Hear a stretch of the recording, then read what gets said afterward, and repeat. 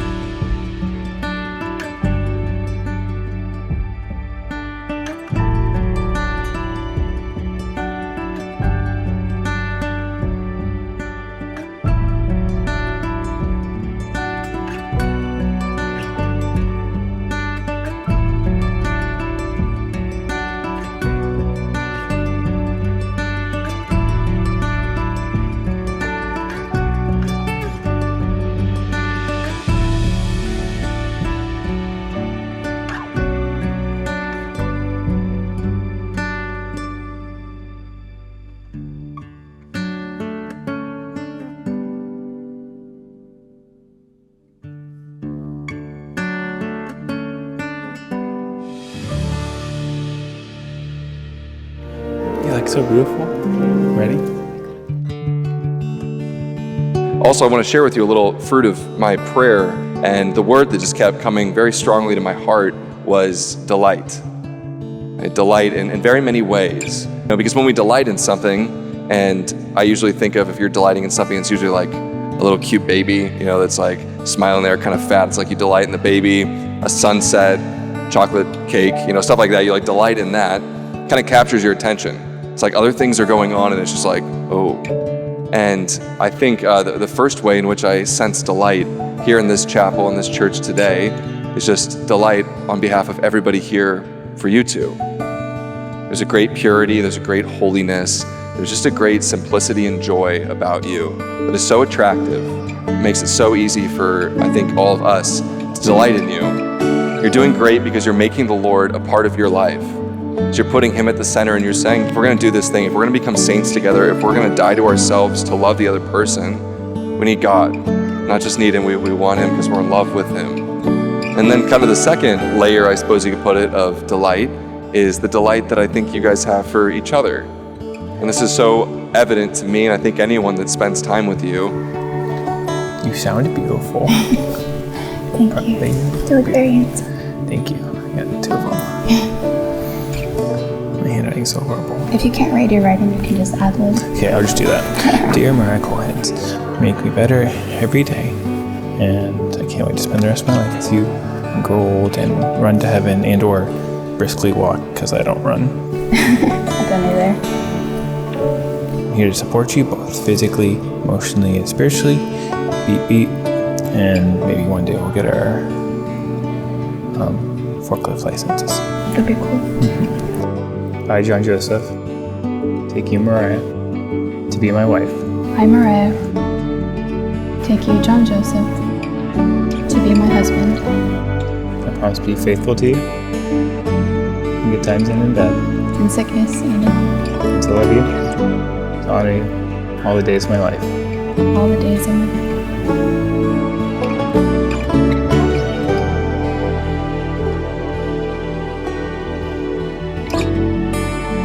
And I just really want to urge you and really beg you, every day ask the Lord for the grace of having that continue. Not just in love with each other, but delighting in the other. The most delightful thing in the entire world is also the most difficult, which is Jesus carrying his cross out of love. The most delightful thing in a marriage and also the most difficult is when you see a husband and a wife carrying a cross together and still looking at each other and saying, I delight in you. I love you. Kind of that last layer of delight would be the Lord for you. The way that the Lord looks at both of you is just filled with sheer delight.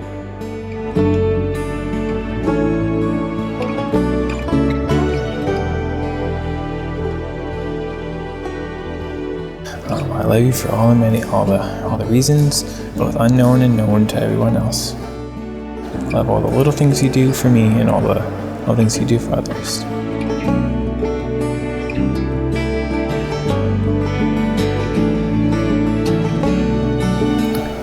I want to spend the rest of my life with you. Not because of the things you've done or the joy you bring me, but because you are a beloved child of God. You're a son. I now give you, for the first time as a married couple, Mr. and Mrs. John Joseph and Mariah Karsk.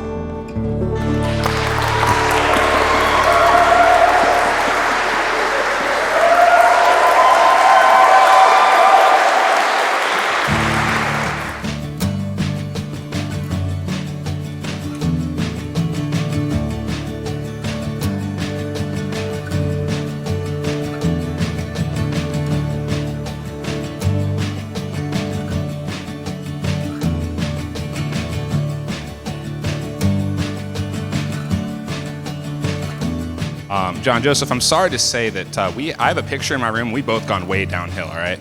I used to be skinny and you used to be clean shaven.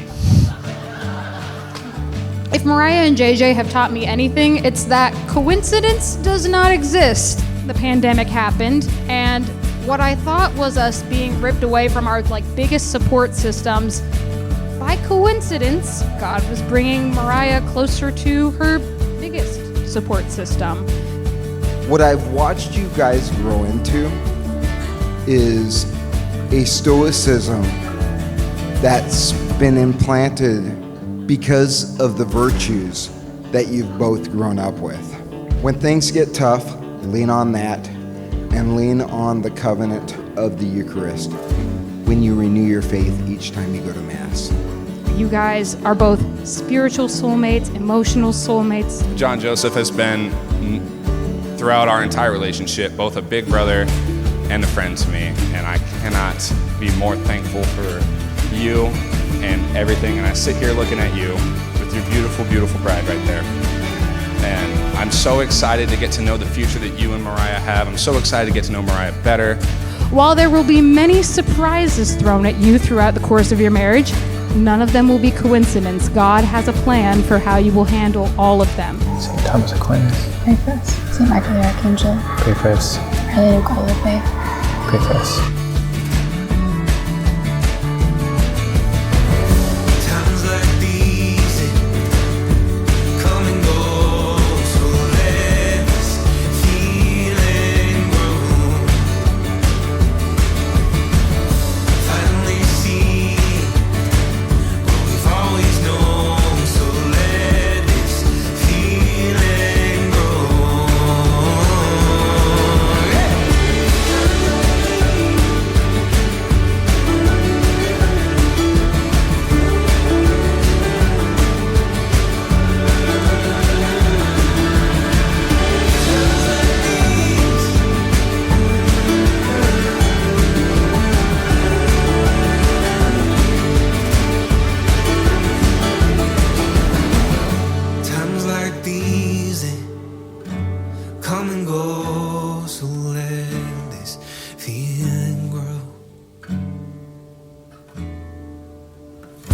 finally see what we've always known. So let feel and grow. Oh, times like these, times like these, times like these.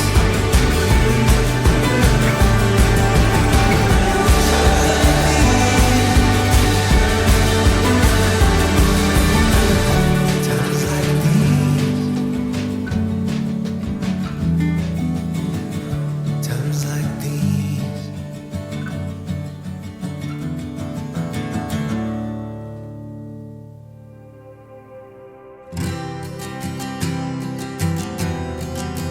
Just as Jesus washed the feet of his disciples, John Joseph and Mariah have washed each other's feet.